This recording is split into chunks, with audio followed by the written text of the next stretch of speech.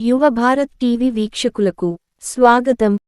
All India radio September 2, 1950 నేటికి సరిగ్గా 74 సంవత్సరాలు మన భారతదేశంలో రేడియో ప్రసారాలు ప్రారంభమై 75వ వసంతంలోకి అడుగుపెడుతున్న ఆల్ ఇండియా రేడియో అదేనండి ఆకాశవాణి. మన మోడరన్ లాంగ్వేజ్లో చెప్పాలంటే ఎఫ్ఎంకి శుభాకాంక్షలు.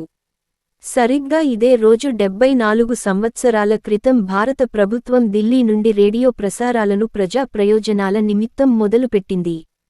అదివరకు తంతి ద్వారానో తపాలా ద్వారానో సమాచారాన్ని, వార్తలను, అనేక విషయాల విశేషణలను ప్రజలకు చేరవేస్తూ ఉండేది. అప్పటికే పత్రికారంగం ఉన్నప్పటికీ వార్తలను ముద్రించటం, రవాణా ద్వారా వాటిని ప్రజలకు అందించడంలో ఎంతో కొంత ఆలస్యం అయ్యేది. ఈ రేడియో రావడం ద్వారా ప్రభుత్వాలు చేసే ప్రసంగాలు, వారు తీసుకున్న నిర్ణయాలు త్వరితగతిన ప్రజలకు చేరేవి. అప్పటి కాలంలో రేడియోను గ్రామ పంచాయతీలలో ప్రభుత్వమే ఏర్పాటు చేసి ప్రజలకు సేవలను అందించేది. ఆ రేడియోనే రూపాంతరం చెంది ప్రస్తుతం మనం ఎఫ్ఎంగా పిలవబడుతున్నాం. దాని ద్వారా ఎంతోమంది వ్యక్తిగత, వ్యాపార ప్రకటనలతో పాటు వినోదాన్ని, విజ్ఞానాన్ని కూడా అందిస్తుంది. ఒక విధంగా చెప్పాలంటే ఎఫ్ఎం అనేది నేడు అందరి జీవితాల్లో ఒక భాగం అయిపోయింది.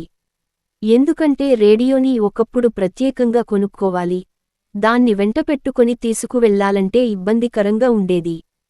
కానీ ఇప్పుడు అదే మన చేతిలో ఉన్న మొబైల్ ఫోన్లో ఉంటుంది, డిజిటల్ రిస్ట్ వాచ్లో ఉంటుంది.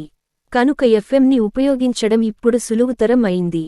ఒక్క క్లిక్ నొక్కితే red FM, big FM, radio Mirchi ఇలా అనేక రకాల ఎఫ్ఎం రేడియో ప్రసార కంపెనీలు ఉన్నాయి. తద్వారా యువతకు ఉద్యోగ మరియు ఉపాధి అవకాశాలు ఏర్పడ్డాయి.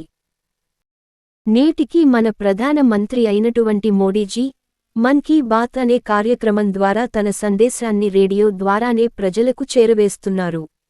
ఇంత అభివృద్ధి చెందిన రోజుల్లో మనమున్నా, మన దేశం అభివృద్ధి చెందుతున్న జాబితాలో ఉన్నా, నేటికి రేడియో ద్వారా సమాచారాన్ని చేరవేస్తున్నామంటే రేడియోకి ఉన్న ప్రత్యేక స్థానం అటు ప్రభుత్వంలో గాని, ఇటు ప్రజల్లో కాని ప్రత్యేకంగా చెప్పనక్కర్లేదు.